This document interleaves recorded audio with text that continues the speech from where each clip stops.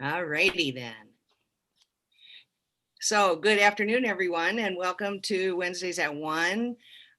Today we are continuing in the Exodus, and we are going to start in chapter 24. So for those of you who've just joined us, grab your Bible and get your marker or whatever you write with, whatever you're going to need.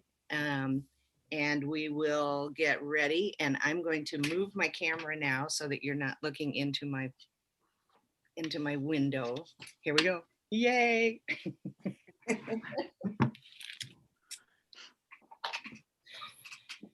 All righty then. Okay. So we're live. Looks like everybody's got us. Okay, and nobody's waiting to get in. So okay, so why don't we go ahead and start this beautiful Wednesday at 1 with a prayer. Gracious God, we thank you again for the gift of this day, and especially for the wonderful and amazing gift of the last couple of days of a little taste of spring and a little reminder that there is new life coming out of the darkness of our winter tide. So we thank you for that reminder.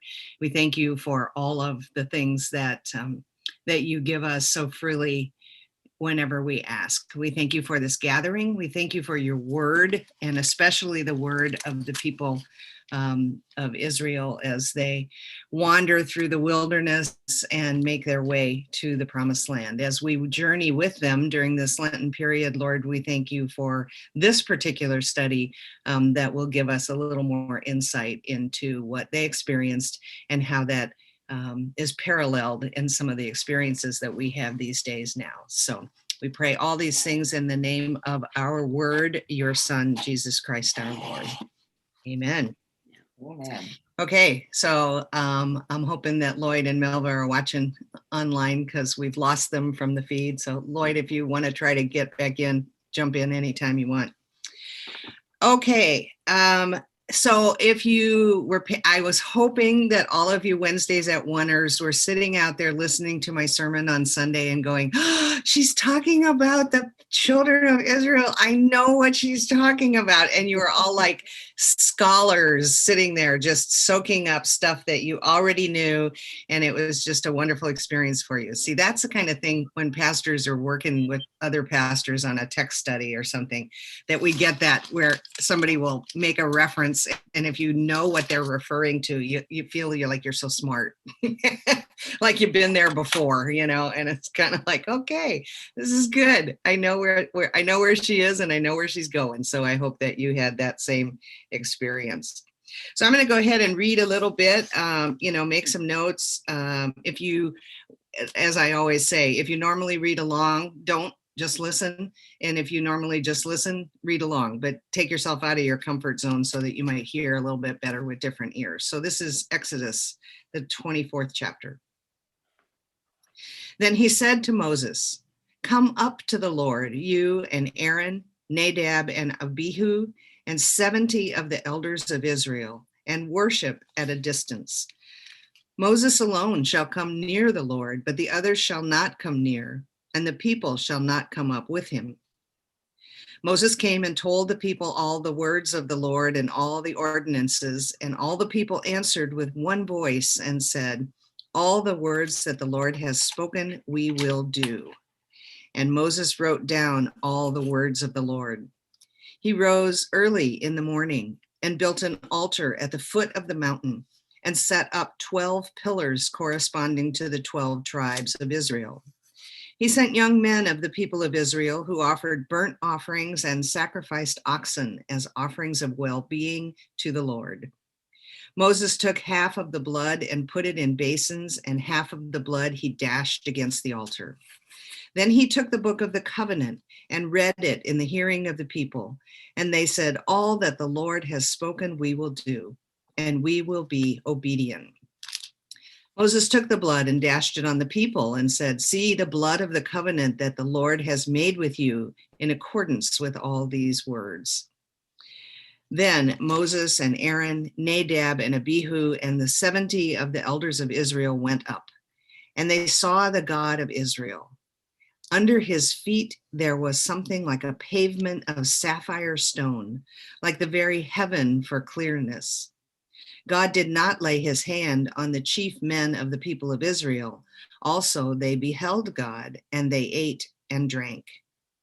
The Lord said to Moses, "Come up to me on the mountain and wait there, and I will give you the tablets of stone with the law and the commandment which I have written for their instruction." So Moses set out with his assistant Joshua, and Moses went up into the mountain of God. To the elders he had said, "Wait here for us until we come to you again, for Aaron and Hur are with you. Whoever has a dispute may go to them." Then Moses went up the mountain, and the cloud covered the mountain. The glory of the Lord settled on Mount Sinai, and the cloud covered it for 6 days. On the seventh day, he called to Moses out of the cloud. Now the appearance of the glory of the Lord was like a devouring fire on the top of the mountain in the sight of the people of Israel. Moses entered the cloud and went up on the mountain. Moses was on the mountain for 40 days and 40 nights. Here ends the reading of chapter 24. Gosh, please tell me you're hearing things in this, just all kinds of echoes of all kinds of things that we've talked about before, or things that have meaning to us now. Any comments or questions on any of this before I start chattering away? Recall that that Moses had brought down the 10 Commandments. And then we also went through the covenant, the tablets of the covenant.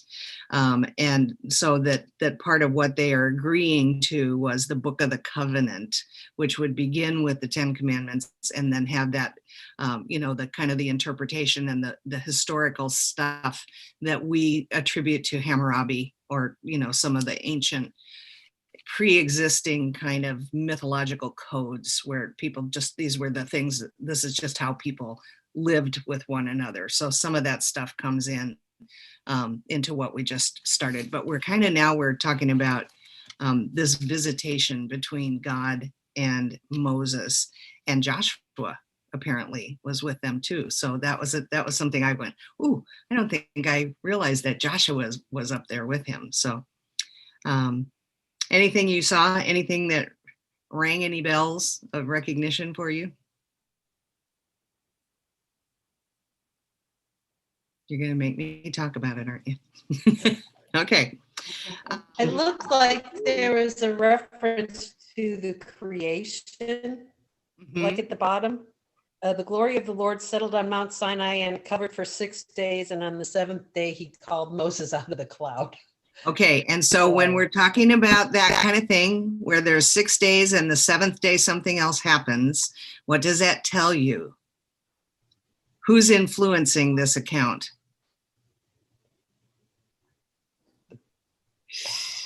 Oh, questions. Yahweh? What? Priests. Yahweh? The priests. I didn't hear what you said, Melissa. I said the priests. Oh, okay. So yes, this is, the priestly account, the priestly strand is influencing this account. And there are things in here.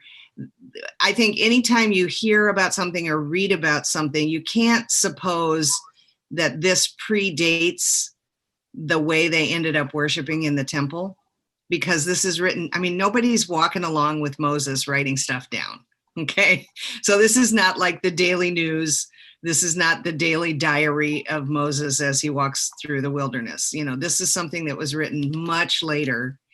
And so as in retrospect, as they write down the account of how these things unfolded, they're flavored by the way that they worship now.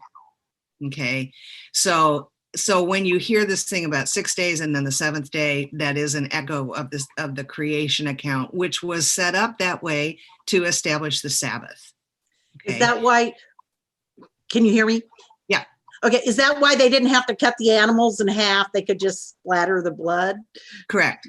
Yeah, because now they have now they have the kind of the template of whether it's what they were doing in the temple or what they would be doing in the temple, that has developed over time, that there's an altar and they cut the animal, the blood gets thrown upon the altar, and the meat is eaten by the priests and the fat is burned with the incense with the prayers.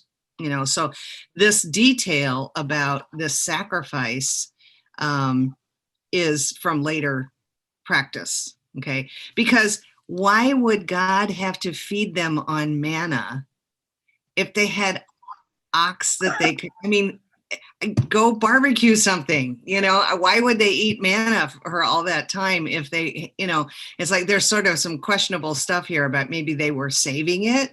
Maybe they didn't think that the ox would make it all the way across the desert.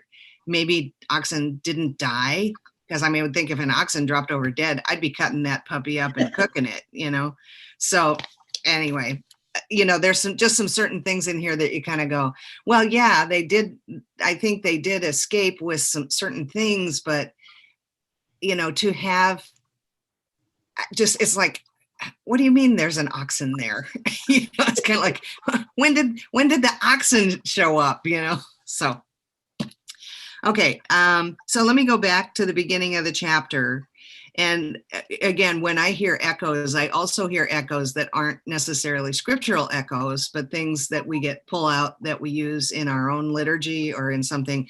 And when I was reading verse 3, Moses came and told the people all the words of the Lord and all the ordinances, and all the people answered with one voice. Hey, that's the name of one of our hymnals. We use that. We have a liturgy called With One Voice. So, and I'm sure this is where they got that, And then they all said, all the words that the Lord has spoken, we will do. Sure you will. I'm sorry, I'm looking a little askance at that. And then a little bit later, all that the Lord has spoken, we will do, and we will be obedient in verse 7. And as we read from, thousands of years later, go, yeah, you'll do it. You'll be obedient. Yeah, just wait a couple of weeks. Well, not even a week.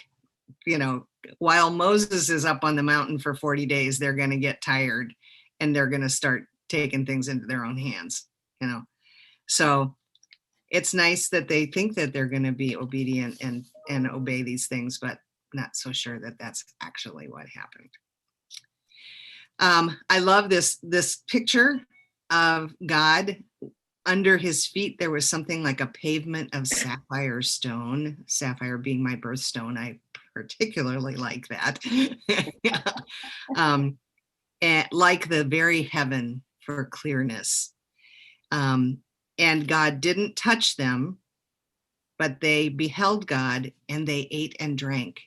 So it was like, they're kind of kicking back, they're relaxing, they're having something to eat in the presence of God. And so that's kind of a fun picture, I think, for us to think about, that as early as the mountaintop, people are communing through food with God.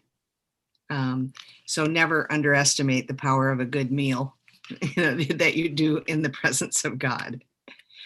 Then Moses goes up, the glory of the Lord surrounds him and Joshua, the rest of them stay back. And Moses basically tells the elders, you stay here, you got Aaron, you got her, they can take care of things while we're gone. And it says, and if there's a dispute, you may go to them. And I'm thinking, wow, I think when I was a little kid and hearing this story, I think I thought, Moses went up the mountain, got the tablets, came back. I'm sure I read the story of 40 days and, but still, he knew he was going to be there for a while.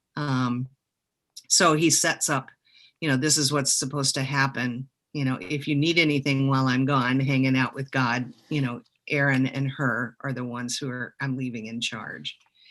So then Moses goes up the mountain, the cloud covers the mountain. The cloud oftentimes accompanies God in theophanies, which are visions of God. So we have the cloud and then also the fire. So we've got the things that the ancient world would have connected to God, things from the heavens. The fire comes down from heaven. The cloud comes down from heaven. God comes down from heaven. But again, recall the ancient picture of the world, that heaven is a dome, that's supported on either end by mountain ranges. And so the heavens, God lives above the dome watching us. So we're kind of in a snow globe in the ancient world, that God looks down on us through the snow globe, shakes us up every once in a while and sets us down and goes, oh, isn't that pretty? And then we do something stupid, and God's, anyway. Right now he's going, I'm shaking you all. Yeah, right. Yes. Look, how do you like this? Yeah, how do you like this? Yeah, we should, no, theologically, we don't want to go there. No. So, but then, yes, he was on the mountain for 40 days and 40 nights. So we have the imagery, not only of creation, but of the flood. So we are recalling now some of the ancient mythological stories that were foundational to the people of Israel. The creation accounts, Adam and Eve, the garden, the fall, all of that, and Noah, and the 40 days and 40 nights of rain that came from the other side of the dome through the holes, the holes that you can see the light through. We call them stars. They thought they were holes in the dome from which the water and the light came from heaven. Okay, so any other comments, thoughts? Okay, I'm gonna go ahead and read 25. The Lord said to Moses, tell the Israelites to take for me an offering from all whose hearts prompt them to give you shall receive the offering for me. This is the offering that you shall receive from them: gold, silver, and bronze, blue, purple, and crimson yarns and fine linen, goat's hair, tanned ram's skins, fine leather, acacia wood, oil for the lamps, spices for the anointing oil and for the fragrant incense, onyx stones and gems to be set in the ephod and for the breastpiece. And have them make me a sanctuary so that I may dwell among them. In accordance with all that I show you concerning the pattern of the tabernacle and of all its furniture, so you shall make it. Now, this is an interesting thing here, because just as surprised as I was, or as we were, to hear that there were oxen traveling with them in the wilderness, they're carrying a lot of crap with them. They got some stuff that they're dragging along. Now, part of this, you remember in Egypt that the Egyptians gave them stuff, gave them of their house without really understanding why, but they gave them gold and jewels and stuff like that. So some of this stuff came from Egypt. So anything that might have been considered earlier ill-gotten gains, if you looked at that and thought, well, they kind of tricked the Egyptians to take all this wealth with them out of Egypt. But now we see the purpose of having these things. But I'm just thinking they dragged a lot of stuff with them. And if I were escaping from slavery in Egypt, I'm not sure I would pack such a big suitcase. So, but they seem to have all of this stuff, or maybe maybe this got exaggerated in the telling over the centuries, but this was God asking them to make him a sanctuary, not necessarily a building, but a sanctuary. And I love this because later on, when David decides he's going to build God this huge temple in Jerusalem. Basically, God says through Nathan, did I ask you to build me a house? And so David and God's relationship was always, kind of, some days it was really good and some days it was not so good. And it was a little bit testy now. So, just kind of funny that here God specifically is asking them to make a sanctuary and to use all of these things, these items, these beautiful items that they brought out of Egypt with them, that he wants them to come as well. So, okay, Lloyd, if you want to be on camera, you need to turn your camera on, but you don't have to if you don't want to. Okay, so so he's asking them for the offering of all these beautiful pieces so that they can put together the tabernacle. Now think about It's not detecting my camera. there's Lloyd. Hey Lloyd, now I can hear you. But if Okay, okay. we're having trouble with the camera. Oh, that's okay. Just hang in there. But if you would make sure if your mic's on, just, don't be sneezing or anything. I'm in chapter 25. You're fine just listening in and talking when you need to. So the idea of what God calls the sanctuary is a tabernacle. Okay. And so the root of the word tabernacle is a place where you set down and dwell. You settle down, and it will be translated in Greek in John as abiding. If you recall how often John uses the word or the idea of God coming to abide with us, to dwell with us. Tabernacle has that same sense that God is basically saying, this is going to be the place where I will dwell with you. And the cool thing about it is it comes from IKEA. It comes in pieces. They can put it together whenever they stop so that they have a place of worship, and then it falls apart into 1,000 pieces, and they can truck it with them as they move across the desert. So I always think about the tabernacle as coming in a great big box with no instructions and an Allen wrench. So that's kind of, think about the tabernacle in those terms. They shall make an ark of acacia wood. It shall be 2.5 cubits long, 1.5 cubits wide, and 1.5 cubits high. You shall overlay it with pure gold, inside and outside you shall overlay it, and you shall make a molding of gold upon it all around. You shall cast 4 rings of gold for it and put them on its 4 feet, 2 rings on the one side and 2 rings on the other side. You shall make poles of acacia wood and overlay them with gold. And you shall put the poles into the rings on the sides of the ark by which to carry the ark. The poles shall remain in the rings of the ark. They shall not be taken from it. You shall put into the ark the covenant that I shall give you. Then you shall make a mercy seat of pure gold. 2.5 cubits shall be its length, and 1.5 cubits its width. You shall make 2 cherubim of gold. You shall make them of hammered work at the 2 ends of the mercy seat. This is on top of the ark, okay? Make 1 cherub at the one end and 1 cherub at the other, of one piece with the mercy seat. You shall make the cherubim at its 2 ends. The cherubim shall spread out their wings above, overshadowing the mercy seat with their wings. They shall face one to another. The faces of the cherubim shall be turned toward the mercy seat. You shall put the mercy seat on the top of the ark, and in the ark you shall put the covenant that I shall give you.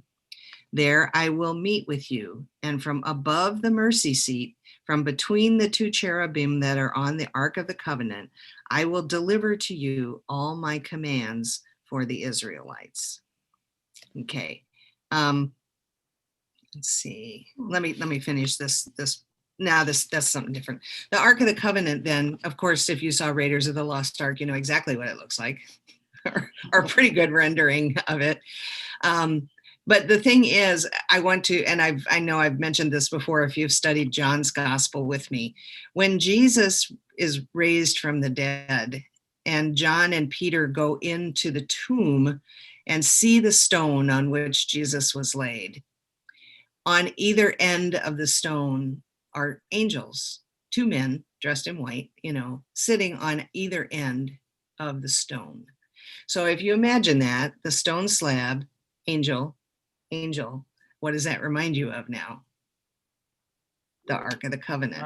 Okay, so that visual is the Ark of the Covenant, and between the 2 angels is the seat of mercy, where the edicts from God will come, where the source of grace and mercy comes from, and that's where Jesus had been laid. So now Jesus is the source of mercy and grace, or the place where Jesus has been. Okay, so Jesus is gone now, but the place where Jesus was is the place of grace, the place of, the place of mercy. So here again, this is one of those echoes. If you don't have a picture in your mind of the Ark of the Covenant, as every Israelite child would, you would not read that story and go, oh man, that reminds me of the Ark of the Covenant, connecting Jesus and the experience of his death and resurrection back to the people of Israel, and back to their, foundational stories with that image. Okay, questions about that? No, I can't tell. I don't know what a cubit is. You can look. I'm sure it's in your notes. I have It's close to a meter. I have a couple of good questions for you. If he Okay. wants all this gold and jewels, Don, you need to get a little closer to the mic. if he needs all this gold and jewels and stuff on this ark, is he trying to make his people poor? Seriously, using up all of their wealth to build something that we're not supposed to build to God. He's asking us to build one. Mhm. We're not supposed to have images, but isn't that kind of something that we're going to pray to rather than pray in? I just wondered about that. No, that's an interesting point, because one of the things I think any person of Jewish persuasion would always have thought, that wealth of any kind is, you have been given wealth for it to be used. Okay. It's more a Western idea that you have wealth to benefit yourself. Okay. So that's why I was the comment about, when all the stuff came from the Egyptians to give to the Jews before they left, like, get out of here, take this and go, it really wasn't theirs, because God had this plan for that, and I get your point that you're making this, this amazing gold, wonderful thing, to the glory of God. But the idea is they weren't going to get to keep the wealth of all this stuff that they may have been making plans for all the way across the desert. But, so it was when God says, I want your wealth, you give God your wealth, and you don't question what God wants done with it. Especially, I think part of this is, again, when you look back on the priestly account, when the ark came into Jerusalem with King David, that was that was the sign of David's authority, because he was making Jerusalem was not only the center of government because he was the king, but it was the center of worship because he became the high priest. And so as the high priest, thank you, Pam, cubit is 18 to 21 inches, less than a meter. Yeah.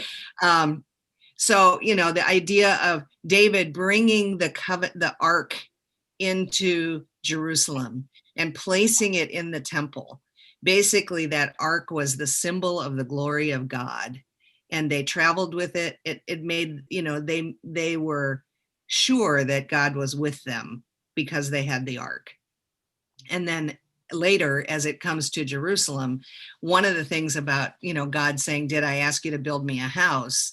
They put the ark in the temple, in the Holy of Holies, which only, the high priest only got to go in there one day a year and do prayers in the presence of God. Okay. So basically God was in this box as far as the people were concerned, not in the box, but this was the symbol of God.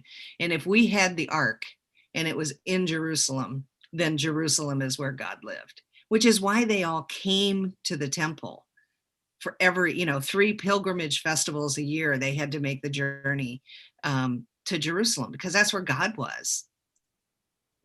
We know that God, because we had Luther, we know that God's everywhere. God's in our cabbage soup, according to Luther, so God is present in all things and in, every time and every place. But they had this idea that God was here, this is where God is. So in a certain sense, yes, you're absolutely right. God was asking them to become poor. That wealth that you're carrying around, not your wealth. And doesn't that ring some bells from previous stewardship talks? Yeah. The blessings that you have been given are not yours to grasp. They're to be used.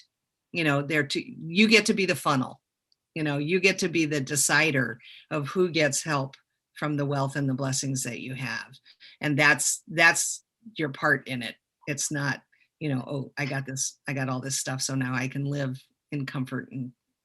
And you see, Jesus talks about money in the New Testament more than anything else except for the kingdom of God. So he knew what was going to be the problem for people, and he went for it over and over and over again. How many parables start out? There was a rich man, or there was a rich man and a poor man. So that the juxtaposition of wealth and advantage, go all the way back as far as we can think. So I think you were alluding to like building grand cathedrals and stuff like that. I like to think that the people who did that were actually trying to capture the glory of God and have something beautiful as an offering to God, rather than just, my church is prettier than your church. But this is also why the Catholics don't want to sell any of their properties or close any of their churches or whatever. We've had a lot of issues when we came from Chicago area, where they were closing schools, closing churches, consolidating things. They didn't want to do that. They didn't want to sell their buildings in downtown Chicago to raise money so they could keep things open.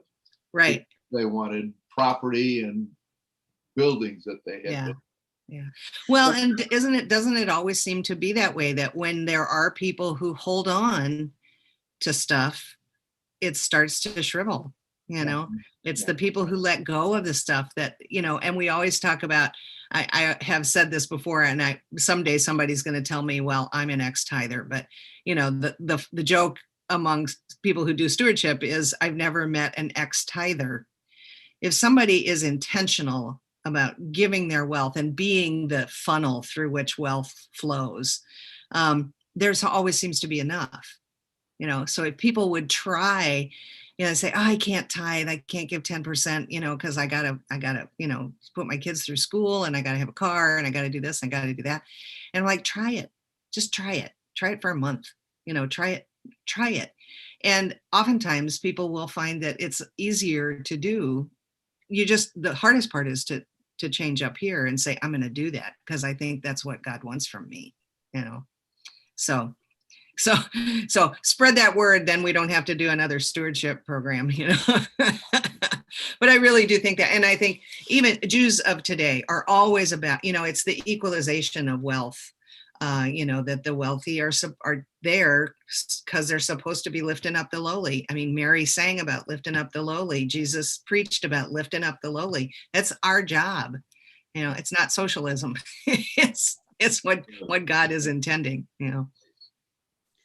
Go. Got something else? I have a question. Okay. So the ark was in the temple when the veil was ripped when Jesus died. Okay. Oh, no, I think it disappeared. I want to say it disappeared when the Babylonians came in and took them into captivity and destroyed Jerusalem. So that's the last time they know where it was. Well, yeah, except for if you ask Pastor Antony, he'll tell you it's in Ethiopia. No, I mean, seriously, because there's that church, there's a church there that's the church of the Ark, and they believe that they have, I mean, I don't know that they've ever seen it, but they believe that it's either, we'll have to ask him that next time. I don't know if it's like supposed to be under the altar and it's there or whatever, but that they truly believe that they have the ark. So if the box was where God was and he wasn't in the temple anymore, how did they justify that they were, they still had God in a box if the box wasn't there? I think at that point they probably shifted their theology to the temple was still the place, the Holy of Holies was still the place, just like we kind of revere the empty tomb, as a symbol that God had been here. We know he was here because look, he left his footprint, Yeah, I mean, I think that's part of it, that it obviously they didn't have the physical ark anymore, but they had where it had been. And so the Holy of Holies was thought to be the place, which was the pathway, the tube that God came down to the Holy of Holies, and we could go up to God when we entered the temple area, or especially in the Holy of Holies, which is why it was so important that when the temple curtain was torn into the Holy of Holies, it was like one of Don Jewell, I think, is a Christian author who does commentaries, and one of his commentaries did the phrase, when the temple curtain was rent in two, God was on the loose. So on Easter with the resurrection, God came out to be with the people, and where God had started with the people, and we put him in a box, and everybody thought that that's just, God is there, we're good now because we got God. But it was, that's part of what Jesus came to do, is to get the presence of God back out with the people, which is where God always wants to be, tabernacling with God's people, not shut up in a dark room, except for, isn't that awful? We'll come and visit you once a year, it's like, why did we think that would be sufficient? Okay, anything else?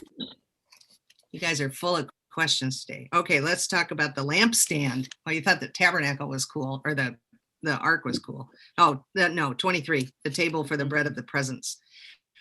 You shall make a table of acacia wood, 2 cubits long, 1 cubit wide, and 1.5 cubits high. You shall overlay it with pure gold and make a molding of gold around it. You shall make around it a rim, a handbreadth wide, and a molding of gold around the rim. You shall make for it 4 rings of gold and fasten the rings to the 4 corners at its 4 legs. The rings that hold the poles used for carrying the table shall be close to the rim. You shall make the poles of acacia wood and overlay them with gold, and the table shall be carried with these. You shall make its plates and dishes for incense, and its flagons and bowls with which to pour drink offerings. You shall make them of pure gold. And you shall set the bread of the presence on the table before me always. Okay, always. Interesting. You shall make a lampstand of pure gold. The base and the shaft of the lampstand shall be made of hammered work. Its cups, its calyxes, and its petals shall be of one piece with it. And there shall be 6 branches going out of its sides, 3 branches of the lampstand out of one side of it, and 3 branches of the lampstand out of the other side of it. 3 cups shaped like almond blossoms, each with calyx and petals. Am I saying that word right, my gardener friend, Melissa? Calyx. I think it's calyx. Okay, we'll go with that. Thank you. Get me confirmation from the gardener. 3 cups shaped like almond blossoms, each with calyx and petals on the other branch. So for the 6 branches going out of the lampstand. On the lampstand itself, there shall be 4 cups shaped like almond blossoms, each with its calyxes and petals. There shall be a calyx of one piece with it under the first pair of branches, a calyx of one piece with it under the next pair of branches, and a calyx of one piece with it under the last pair of branches. So for the 6 branches that go out from the lampstand, their calyxes and their branches shall be of one piece with it, the whole of it one hammered piece of pure gold. You shall make the 7 lamps for it, and the lamps shall be set up so as to give light on the space in front of it. Its snuffers and trays shall be of pure gold. It and all these utensils shall be made from a talent of pure gold. And see that you make them according to the pattern for them, which is being shown you on the mountain. Okay, do you know what we're talking about here? This Menorah. is the menorah, Menorah. right? So we've got the central candle and then 3 on either side. And who was it that somebody was telling me? I may be confused about this, but the temple menorah has 9, either 6 or 9, not 7 lights. But a household menorah it's different. Maybe it's the temple had 7 and the household menorah has fewer. Does that ring any bells, John, with your connection to? Okay, anyway, that's another thing. It does not. Pam can research that. Anyway, there's a distinction that, I believe the temple menorah had 7. And then just a household menorah might have 9. But Pam I will did let have us a, know.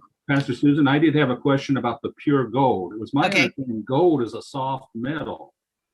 So if it's pure gold, how do they make these things and they held their shape and didn't collapse or whatever? We have rings like got me that, there. 24 karat gold because we use Yeah, alloys. yeah. Well, I would think you could shape it, but certainly it would not be, real. I mean, it would be fairly fragile, I would think, Well, so you'd that's have to what I take thought. great care. So if they're putting candles in it or something. Yeah. Yeah. If the candle burned down, you'd probably be in big trouble. Yeah. I don't know that. Shaping it would be easy because it's my understanding gold is a soft metal. But, Yeah. Yeah. I'm not sure. Well, and the other thing is, how when they functional talk it would be. about covering the acacia wood with gold, I mean, I think that's like gold leaf. Yes, It's I'm like, sure that's so, what it would be. but yeah, that's a really good question. I'd never thought about that before. Let me look, just give me a minute and let me look and see if I've got anything in my notes. The temple menorah has 9. Okay, thank you. So a household menorah would have 7. And what Pam says, from what I can see. Oh, wait a minute. she said same thing.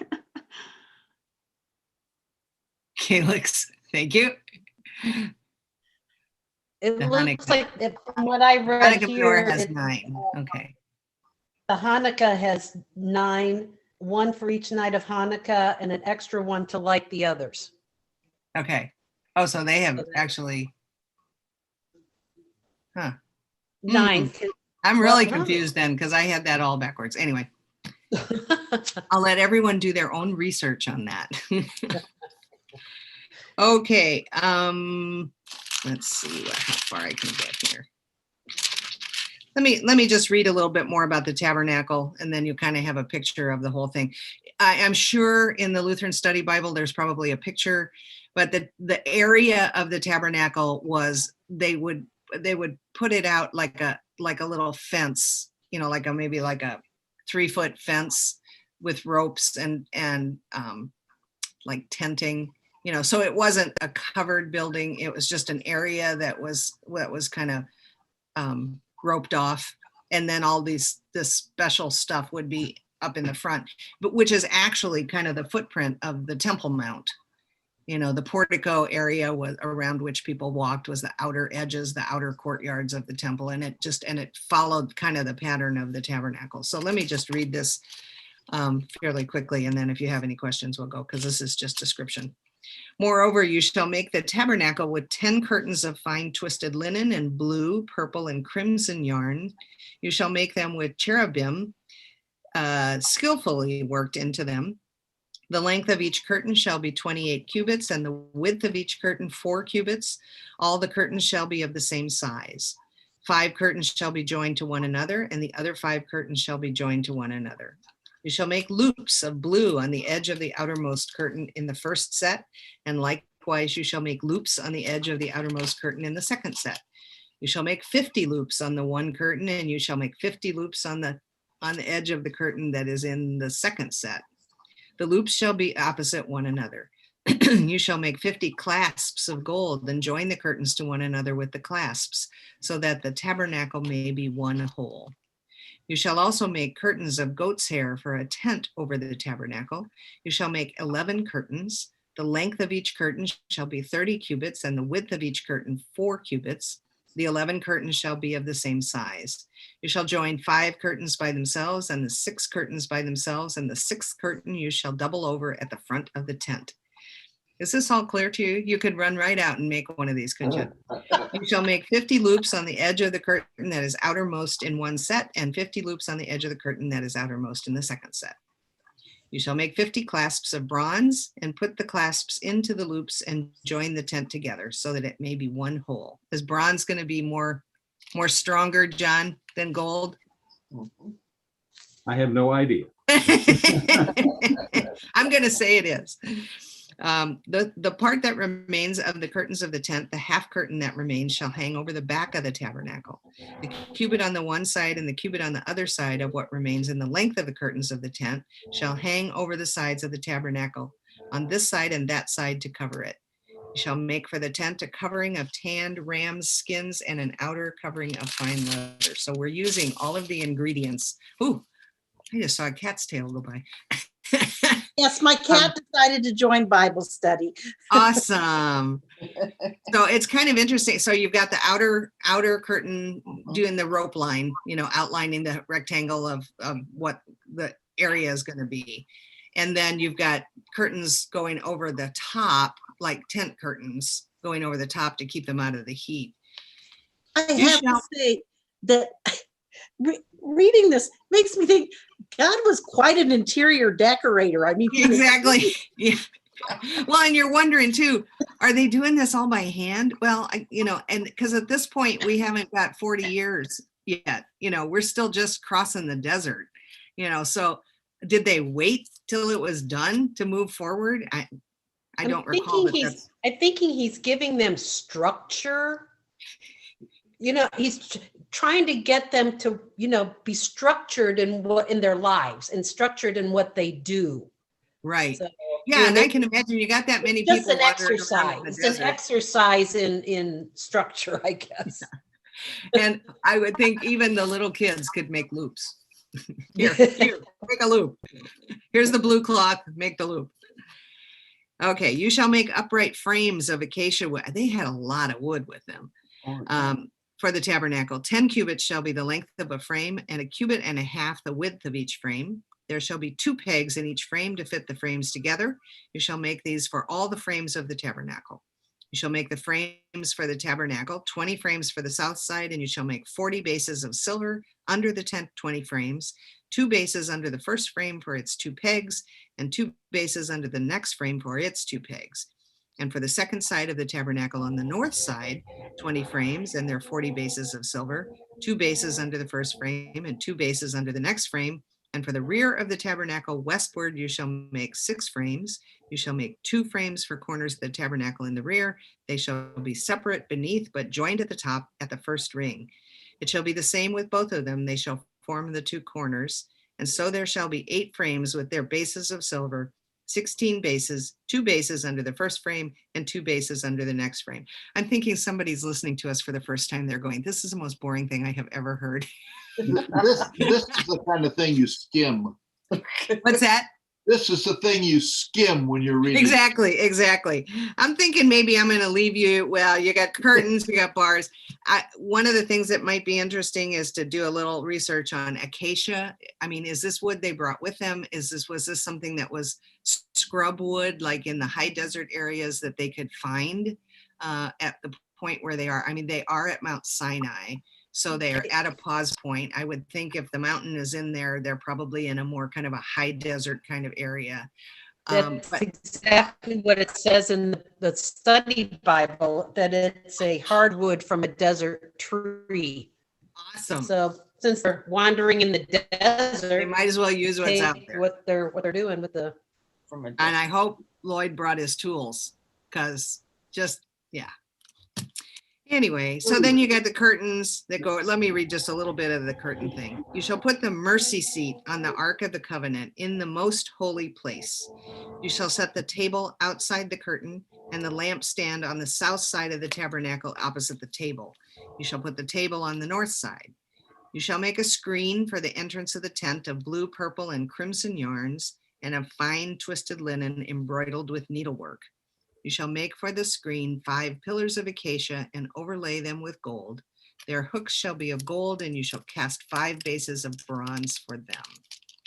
Okay, I'm going to stop there. I bet, is there a picture in the Lutheran Study Bible? I still don't have that one with me. Okay, so you get kind of a ground plan or a floor plan of where the furniture was supposed to go and that sort of thing. And if you look at that, and then I know in the back, there is a picture of the Temple Mount and the floor plan of the Temple Mount, and you can just kind of in your own time just sort of compare and contrast. There's another cattail in another picture. There are cattails everywhere. This So, is the kitty we got the little thing for, the St. Oh, Christopher or St. nice. She's my sick baby, so. aw. So, is kind of try to get a picture of that and, you know, maybe look at some, or, you know, it would be, I'm sure Wikipedia has a fabulous drawing, both of the tabernacle and of the Temple Mount, or the floor plan of Solomon's temple. So you can Right. kind of get an idea of what they're setting up here. We do have tons and tons of, yeah, we are definitely not going to go through the priestly garments. Yeah, I think you're right, Don. This is skimmable. So how about, I'm gonna skip 27 and 28. So you're a son. Thank you. Good job. Actually, next time, because I keep forgetting, because we're on Zoom, I can bring pictures and share my screen. So I'll get some for next time. So we've got some things. I'm going to skip 27 and 28. So your homework is to go just skim through those and kind of get an idea of the vestments and the ephod and all those kinds of things. And we will start next time on the ordination of priests. Just because I know something about that. And sort of compare and contrast the modern ordination of pastors with priests. I don't know that I won't ever make you listen to me read about the curtains and the rods and the fixtures ever again. I promise. Again, if those curtains are 60 or 30 cubits, that's Yeah. about 50 feet. So Huge, 50 feet of That is- material all the way around. yeah, less than a football field though. Yeah. Well, I do all this arithmetic in my head, and I'm sitting trying to picture making curtains that are 50 feet tall all the way around this thing. But You got to get a couple of really nice size acacia trees to support those curtains. That too, yeah. With straight, of course. Yeah. Yeah. Yeah. When I think of high desert, I don't think of trees that are straight. You know, when I think of, you know, Yeah. around Palm Desert or in the high desert in Mexico, there are no trees that are straight. So God did it. It was all God. Or So the translation of God's word to what they could imagine. exactly. Or God, we couldn't find a 20-foot pole, so we did. It's going to be 19. Is that okay? And God said 20 feet, and it just went. Wow. Yeah. Okay, you guys, I'll let you off early. So I'm going to give you 7 minutes of recess today. So thank you for your patience and going through the detail. I'm sorry Lloyd wasn't on the camera because I wanted to see his face when I was describing some of these structures, but maybe next time. Okay. So everybody doing okay? Right. Okay. All right. Thanks for being with me today. And I'll see you. If you're a devotional person, I'll see you in the morning. And if not, I will. Well, church tonight at 7. So join us tonight. You'll see me. I won't see you, but I'll know you're out there. Okay. Right. God bless you guys. Bye.